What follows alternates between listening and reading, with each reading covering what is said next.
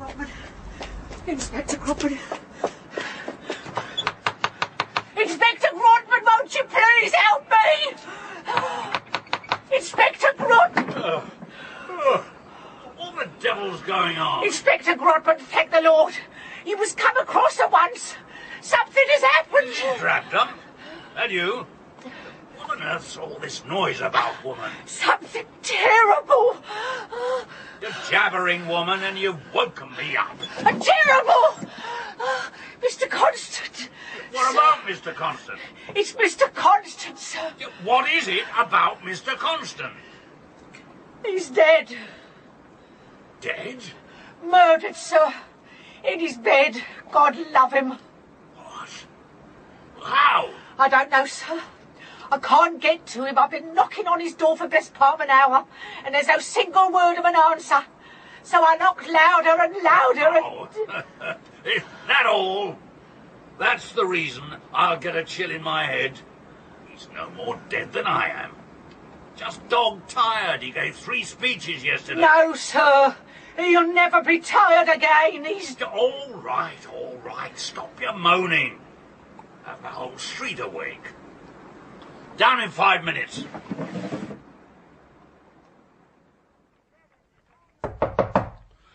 "7:30, Mr. Constant. It's 7:30. Oh, come along, man. You've got poor Mrs. Drabdump in a fluster, and you've got me out of bed. I knock your loudest. You'll not wake him now. Locked and bolted. Stand back, Mrs. Drabdump.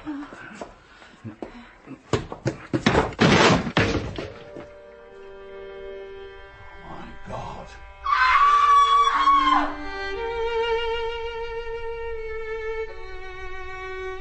The Big Bow Mystery by Isrel Zangwill. Dramatised by Robert Messik. That's it, love. You take a seat there. This is Drabdump, Inspector Whip. Thank you, Constable. Mrs. Drabdump, I just need to ask you a couple of questions. I'll do my best, sir. I've read your statement and I just want to clarify a few things, if I may. You were unable to wake your lodger and went straight to your neighbour, Mr. Grodman. Well, he's an officer of the law. He deals with this type of thing all the time. He's an ex-officer, retired some time ago. Oh, I don't reckon you forget what you once learnt. How did you know Arthur Constant hadn't already left? Without his hat and coat in this weather? No, sir. Besides, he'd have woken me up. I've never slept well. Your other lodger, Mr. Mortlake, his leaving didn't wake you? Well, that's just it, sir. I'd overslept, sir. I never oversleeps. Be lucky if I get more than 4 hours. If you could take me through exactly what happened after you found the body.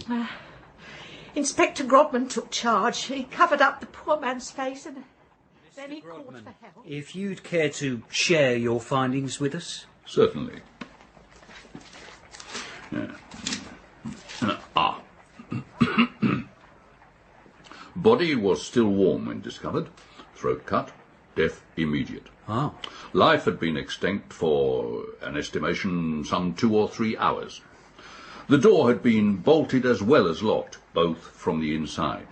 The windows likewise. No sign of a struggle. Indeed, a purse of gold sat on the bedside table.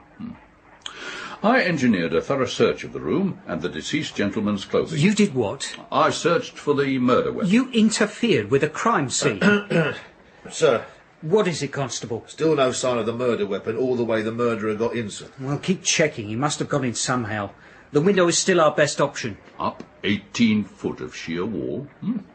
Only way in would have been through the chimney. And make a search of the surrounding roofs. Which, unless we're searching for a particularly vicious baby, is unlikely. Thank you, Constable. Mr. Thomas Mortlake. Call me Tom. You also lodge at Mrs. Drabdump's and had left extremely early that morning. Before 5. I had to catch the 5:20 to Plymouth. But you didn't. You ended up on the 07:15 train from Paddington. I missed it. Damn fog. So I got the next train to Plymouth. When was the last time you came across the deceased? About 9:15 2 evenings before. And why was that, exactly? Well, I'd received a letter from... a mutual friend, which worried me, and I went to discuss it with Arthur. And what was the deceased's reaction? He was in a great deal of pain. And why exactly was he in such pain, Mr. Mortlake? We had toothache. Oh, toothache. You're hoping what you read in the papers is true, aren't you, Inspector? That our relationship was one of rivalry. That we argued that night and I killed him. Arthur Constant was a true champion of the labour movement, who wanted, as did I, the working man to have his God-given right to be just like all of you. You imagine that, Inspector? The working man finally having a say in the way the empire, his empire, the one he has slaved and died to build, is run. Can you imagine anything quite so wonderful? No, sir, I cannot. My politics are a problem for you. Your politics are irrelevant to this case. Politics are seldom irrelevant to anything, Inspector. Thank you, thank you. Gentlemen, it's our role in this coroner's court to attempt to find answers. Did the unfortunate suffer at his own hand or at the hand of another person? For those can be the only two options. The body was found in a room that was locked from the inside at every conceivable entrance. No one could have exited the room and left it in that state, nor could they have left without attracting the attention of the landlady, a confessed light sleeper. We must therefore conclude that the victim could not have been murdered. The cut on the throat was so deep as to cleanly sever the upper portion of the windpipe and the jugular vein. After completing the cut, the deceased would have had to place his right hand under his head and then clasp his left. But we've already been told that death was instantaneous. There was no sign of a murder weapon or of any blood on the hands. I think, therefore, gentlemen, you will agree with me that the victim could not have committed suicide. Where is that?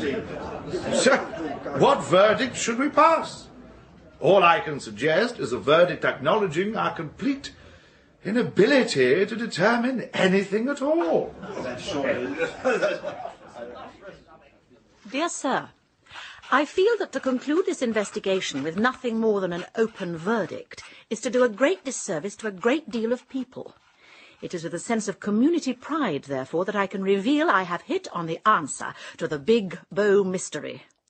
I believe that the true culprit was a monkey of the organ-grinding variety, trained to alight up the outside wall and then enter the room by use of a glass cutter containing a diamond within. Then, swallowing the murder weapon, he bolted the door behind him with powerful magnets before vanishing via a ladder concealed within the swirling fog. Sir, I read with delighted interest the plethora of theories that are circulating throughout your pages.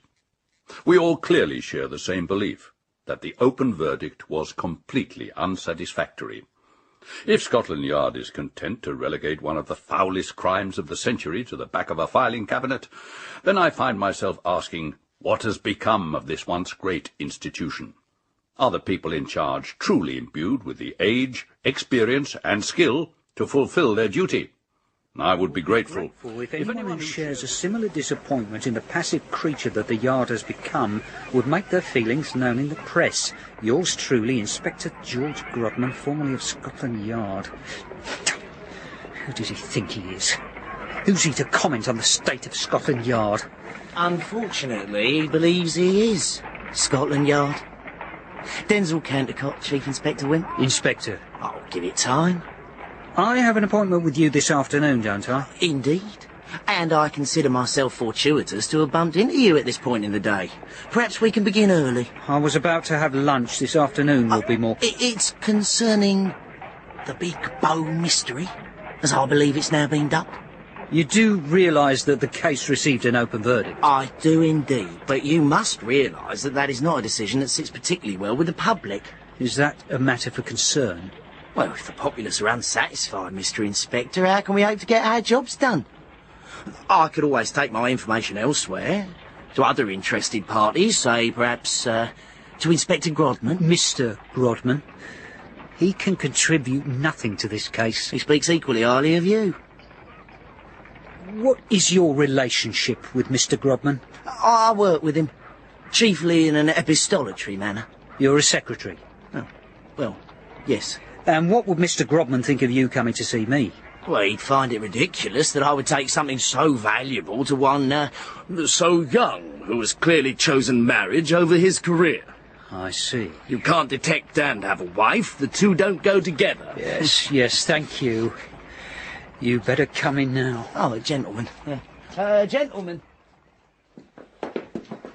Have a seat. Well, it struck me you might not refuse me a fiver for my aid. Should you deserve it, the money is yours. Oh, splendid. Tea? I'm sorry? Well, I can't help but notice you have a pot of freshly brewed tea there and was wondering whether you were about to offer me the same. Come to the point. My suggestion concerns Tom Mortlake. Thomas Mortlake? Labour leader fighting for the vote of the working classes. I'm aware of who he is. Tom Mortlake had a sweetheart, Jessie Diamond. Well, where is that sweetheart now? Where indeed? She is gone. Yes, without a trace. Without a trace. About a fortnight before Mr. Constant's murder. And what makes you so sure it was murder? Well, Grodman says so. Isn't that rather proof that it was suicide?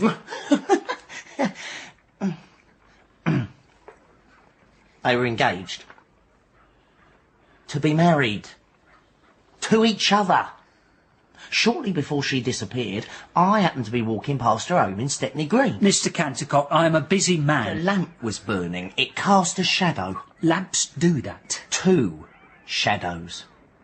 And the other was not Mortlake's.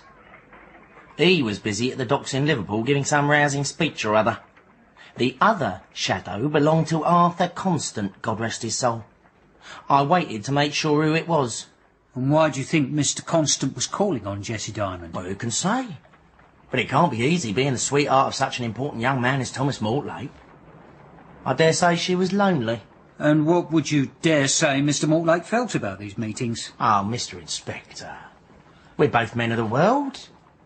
Were we to have a sweetheart such as Jessie Diamond, a young lady that other men found pleasing on the eye, would we really condone her being visited by other eligible bachelors? Particularly an eligible bachelor who was our chief rival in the line of work which we had chosen to pursue. Do you mean to accuse Mr. Mortlake of the murder of our... No. Perish the very thought of it. I only wish to fulfil my civic duty and deliver what I know. Sovereign. A sovereign? I should get a sovereign for deigning to walk into his office. Well? If your well is to ask me whether your aim was fulfilled, and I've yet again been humiliated, my dignity in tatters, hanging by the tiniest of threads, then I'd have to answer in the positive. Denzil, you know I care little for your dignity, but I do care for my time, which you're now wasting. What was his response?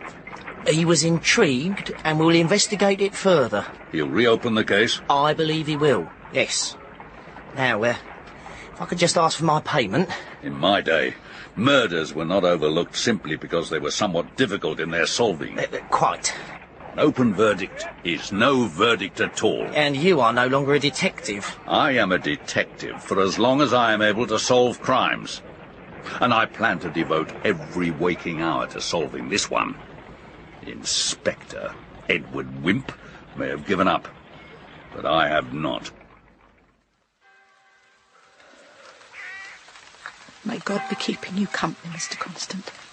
Safe and warm, safe and warm.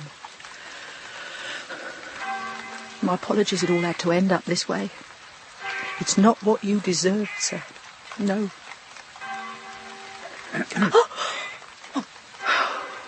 Is visiting graves a common Boxing Day pastime? You want to be careful creeping up on people, especially in a place like this.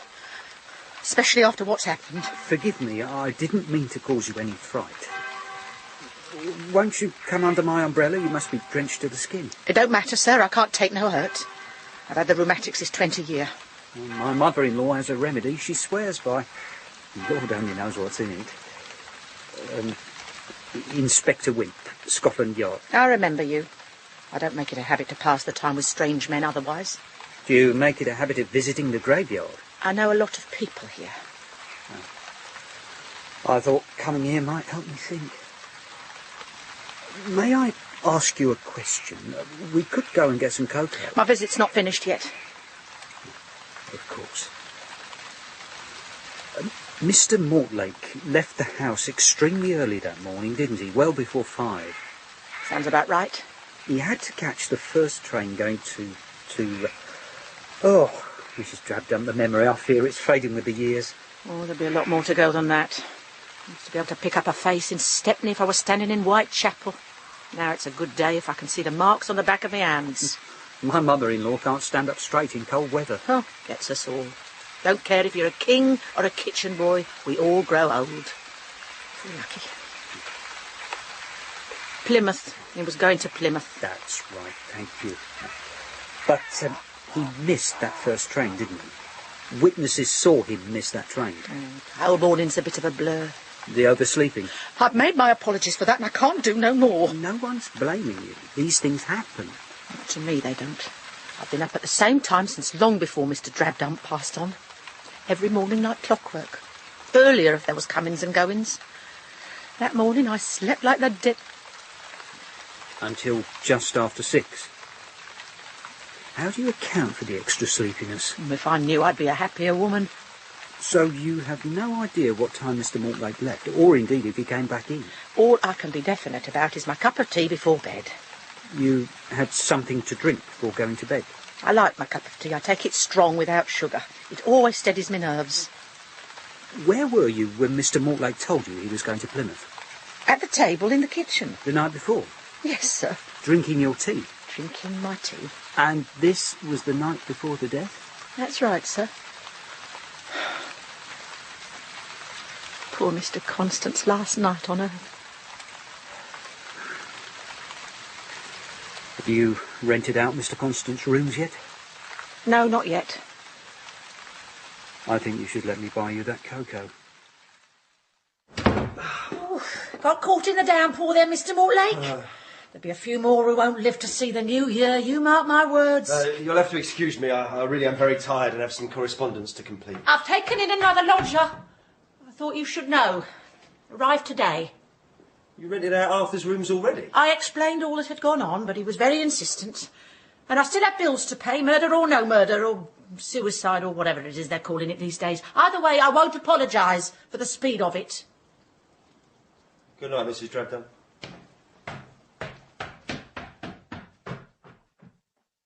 Dear Jessie, I've just been asked to unveil Arthur's portrait at the club in a few weeks' time. They thought it would be an honour. How could they have known that whilst I stand on the stage addressing my peers, my thoughts will only be of you and he together? Grodman. Mr. Wimp. Inspector. Likewise.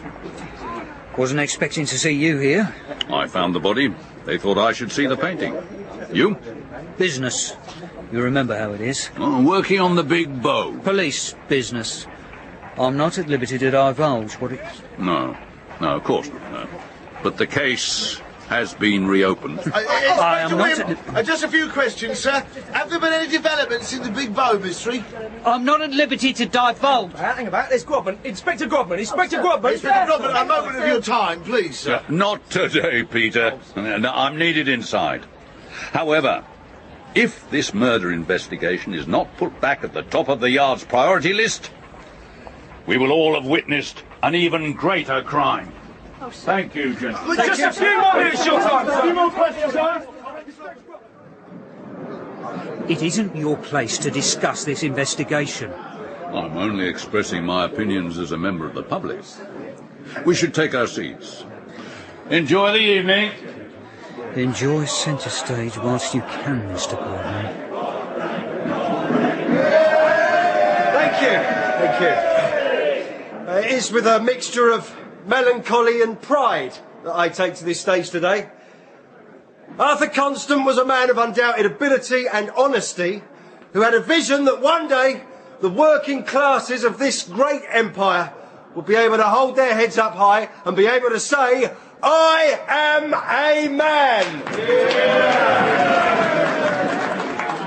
Let this portrait forever stand as a representation of Arthur and as a reminder to us all of our responsibility to one another.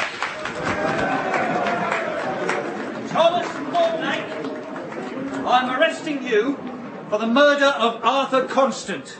This is some sort of joke. I would ask that you come quietly, sir. A vindictive and ill-thought joke. And I do have to remind you that there are police at every single exit. There is no way of leaving. This is a foul and damnable lie! Yeah.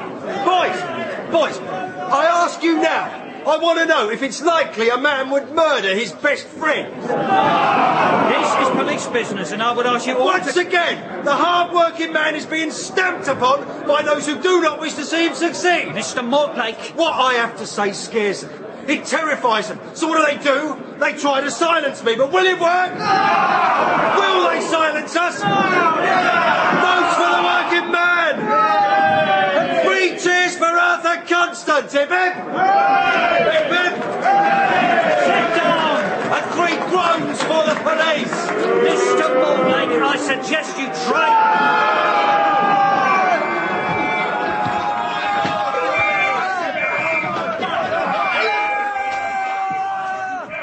Read all about it! Riot at Break a Day Club! Tom Mortlake arrested! The nation holds their breath! If it please the court, I propose to show that the prisoner murdered his colleague and friend, Mr. Arthur Constant, in cold blood and with the most careful premeditation. Premeditation so studied as to leave the circumstances of the death an impenetrable mystery to all the world, though, fortunately, without altogether baffling the almost superhuman ingenuity of Inspector Edward Wimp. Read all about it! Wimp posed as lodger to find incriminating evidence! From a letter found between the pages of a railway manual in Thomas Mortlake's room. If you'd be so kind, Mr. Mortlake. From where I've marked, please, sir. There is no escaping the truth, but please don't blame Arthur for my mistake. Whatever he has done, he has been a good friend, and you should always remember that. Goodbye, dear. May you always be happy and find a worthier wife than I. Yours till death, Jessie. Who is Jessie Diamond? May I remind you, you are under oath. She was my fiancée. And this was the last contact you had with her, correct? Yes. You received this 2 nights before Arthur Constant's death. On reading this letter, you went round to Constant in a rage, wanting to know the truth. The man couldn't deny it. You had the proof in your hand. Yes, Mr. Mortlake was angry. He was embarrassed. He wanted his revenge on this competitor in both love and business. That isn't the way... And one night, and one day later, he had it. In the most successful and brutal way possible. Read all about it! Big Bone mystery solved! Mortlake to hand! Inspector Grodman. They didn't tell me you were coming. At times I find it best to keep a low profile.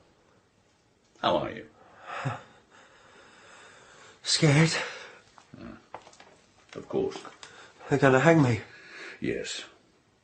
Which is why we have to think extra carefully of anything at all that will prove you couldn't have been in Bow to cut his throat. Do you mind? No, please. Now then. The crime of passion scenario is not worth refuting. Your fiancée was cheating on you with your colleague. I imagine slitting his throat was probably something you were considering. But, yes, here. Wimp proved, wishes to say, created a reasonable possibility that you were seen at Paddington, missing the first train, then rushed back, did the deed, and returned to Paddington to catch the second train at 7:15 a.m. Yes? Yes. And the night before, you drugged Mrs. Drabdump's tea, thus ensuring she wouldn't wake up when you returned. Now, how you were meant to have locked and bolted the door from the inside is, though it pains me to say it, a very plausible explanation, but not important. He's built a strong case against you. Doesn't the fact that he entered my rooms and went through my belongings without permission count for anything? Sadly, no. These new detecting techniques bear scant regard for the law. Then I'm finished. You are not. Do you honestly think I would allow Wimp to get credit for something that he's so utterly wrong about? You believe me? I believe that when Edward Wimp says something is so, it invariably is not. The man's barely old enough to feed himself, let alone investigate cases of a criminal nature, especially one as intriguing as this. You said that he had a strong case. If there's one thing you can rely on, it is the highly alterable nature of the mind of the general populace. And as soon as I find a way to alter it, you'll be the first to know. Guard! Have courage.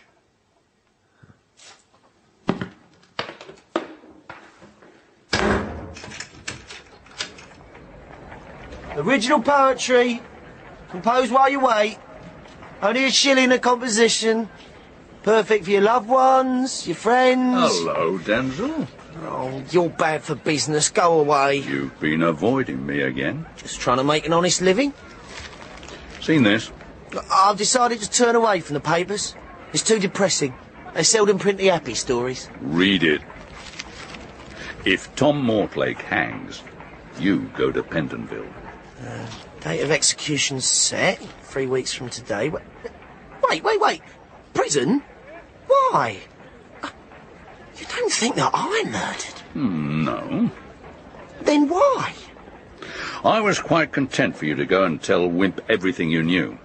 Show him there were other possibilities, that the verdict was wrong. I didn't expect you to hand him an open and shut case. The nation is hanging on his every word, calling him the mystery man of Scotland Yard. And I warn you now, if Wimp comes out of this looking anything other than the incompetent he is, I'll hold you solely responsible, and call you to account for any number of things lurking in your murky little past. Well, how can I stop Tom hanging? In any way you can. Write letters under all sorts of names to all the papers. Get everyone you know to do the same. Start up a petition. Find a witness that saw Mortlake at Paddington between 5:20 and 7:15. You have one chance, Cantercot. One chance only. And make this better, or spend the next 10 years behind bars.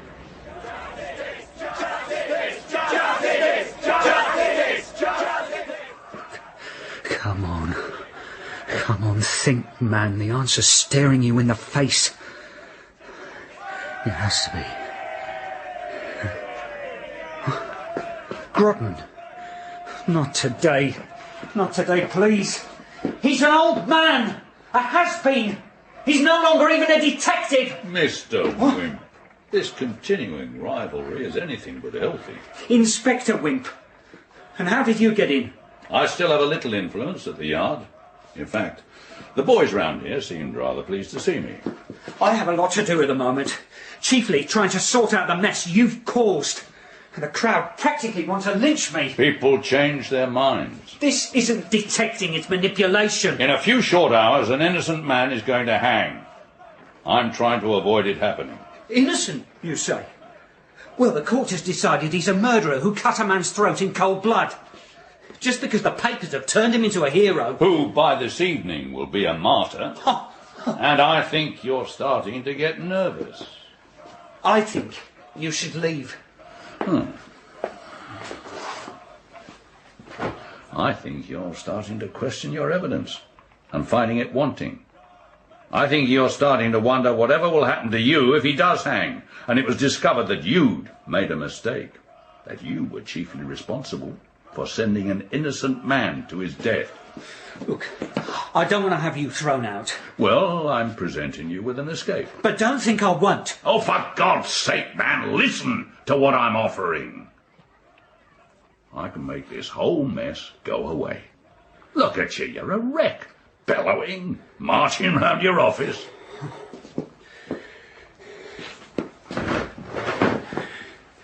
You have 5 minutes. Have you ever given any attention to the science of evidence? It's what I do for a living. No. And I mean no disrespect by this, truly, but it is so extremely subtle that it takes years to fully comprehend, and I fear you have a little way to go. Mr. Grodman. But what lies on the surface, Edward? Lies. Now is not the time for a philosophical debate. We spend our whole lives chained to the desk or the shop counter. We come to expect things to behave in a certain way, and as a result, we become blind to the reality. Has it ever struck you that we never see anyone more than once, if that? It depends on what we've heard, what kind of a day we're having, what we had for breakfast. The second time, our vision is coloured and modified by the memory of the first. Yes, all right, I see what you're saying. Do our friends appear to us as they do to strangers? Exactly.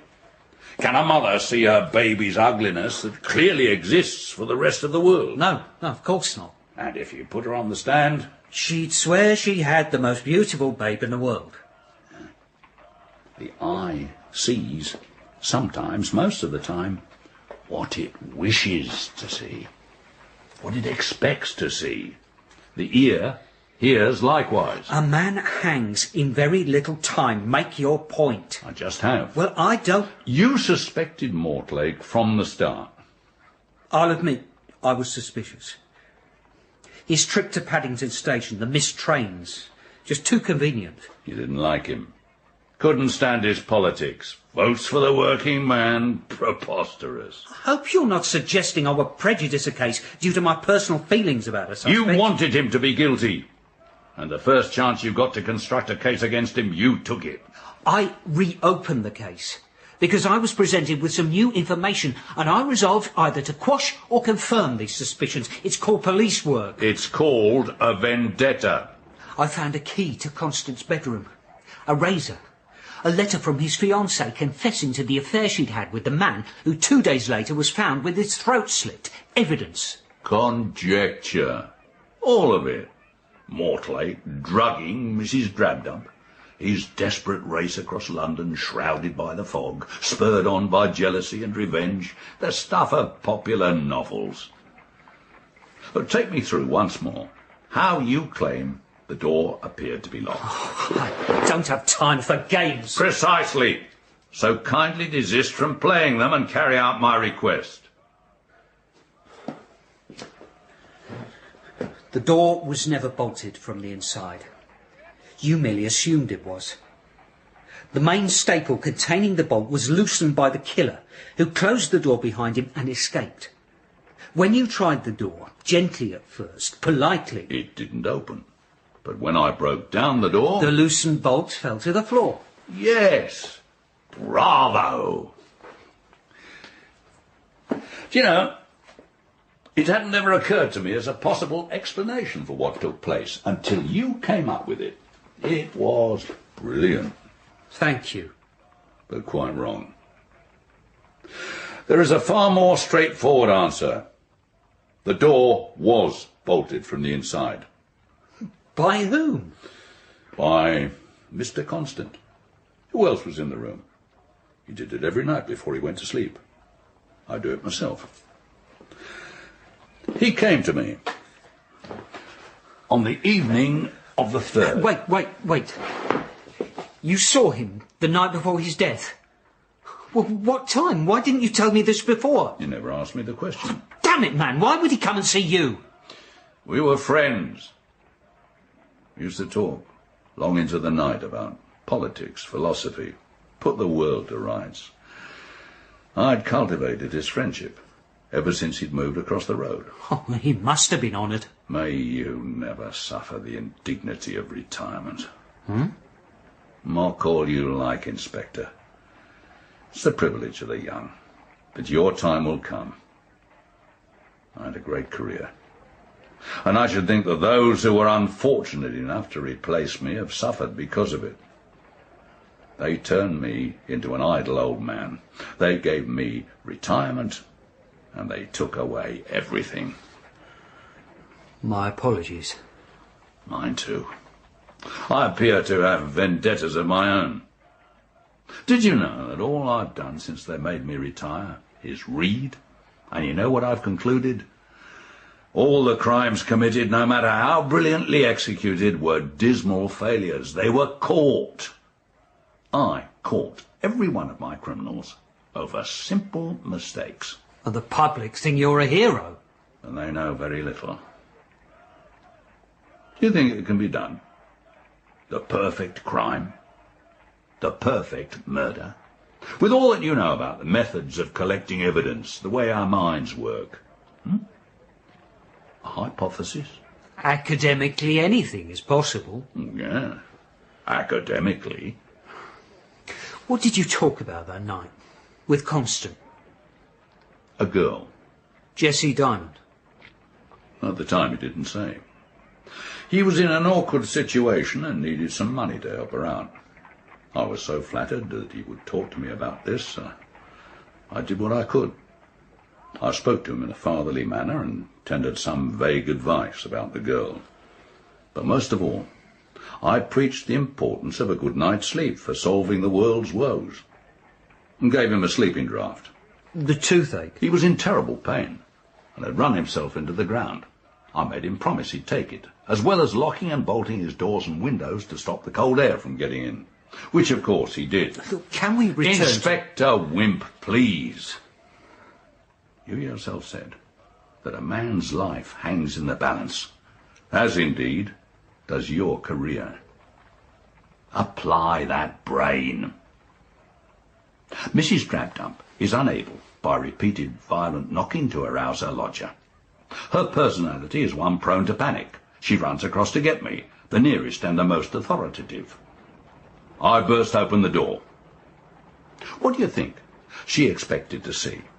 Well, Mr. Constant murdered, I suppose. Exactly. And so she saw it. And what do you think was the condition of Arthur Constant when the door burst open? Well, was he not dead? A healthy young man like that? He was asleep, aided by the draught, granted, else the hammering would have woken him. You mean to say you found Arthur Constant alive? As you are, right now. Well, then when was he murdered? Immediately afterwards. By whom?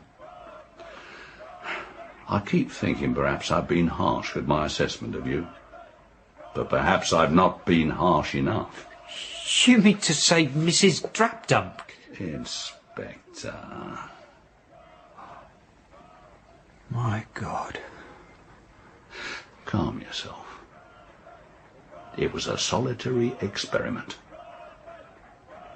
Anything is possible academically, correct? I had to know. Really know.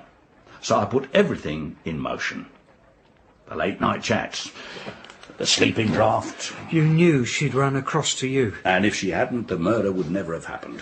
He was asleep when you burst through the door. I cried, "My God!" as if I saw some awful vision. And whilst Mrs. Drabdump cowered back... You administered the fatal cut. Precisely. So deep and so sharp that there was scarce a drop of blood. Everything else was as the trial found. I pocketed the vial of sleeping draught and the razor, and delayed calling for help, so that my story of death occurring within 2 hours was believable. But you've not given me a moment's peace. You've attacked me continuously in the press, pushing and pushing for answers. You would have got away with it. An open verdict? It disgusted me. All my work for that. An open verdict is no verdict at all. An insult. I wanted men to be up and doing and trying to find me out. I wanted the hunt. I needed the hunt. You sent Cantercot to me. You knew I couldn't resist a chance to get one over on you. I've tried everything at my disposal to turn this around, and everything has failed. So now, I play my last card. That all my work should come to nothing. That you're allowed to go down in posterity as the solver of the unsolvable mystery, the greatest detective ever. No, sir. No. So, you've come here to tell me this, to reveal your crime to the world, purely out of spite? Call it what you will.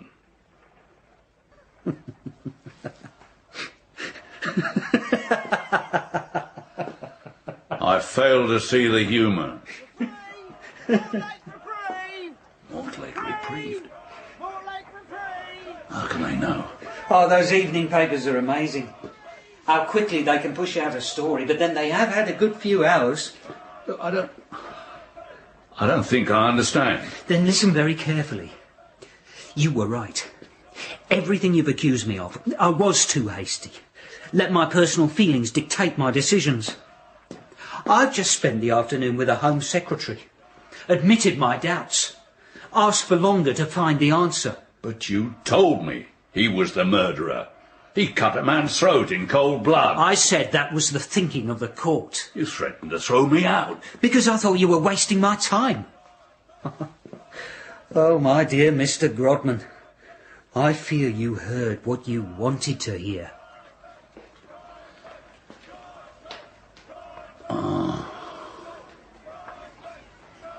So, where do we go now? You've told me everything. Probably saved my career, and I do plan to take credit for solving the unsolvable.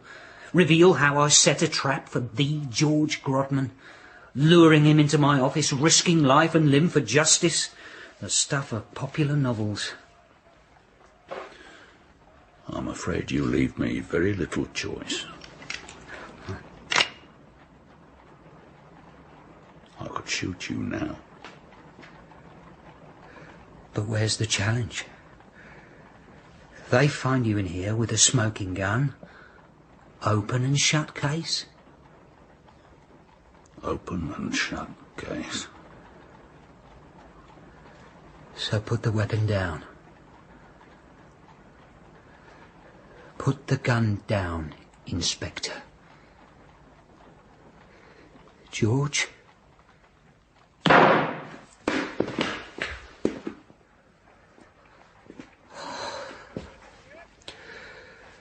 Case closed, Inspector.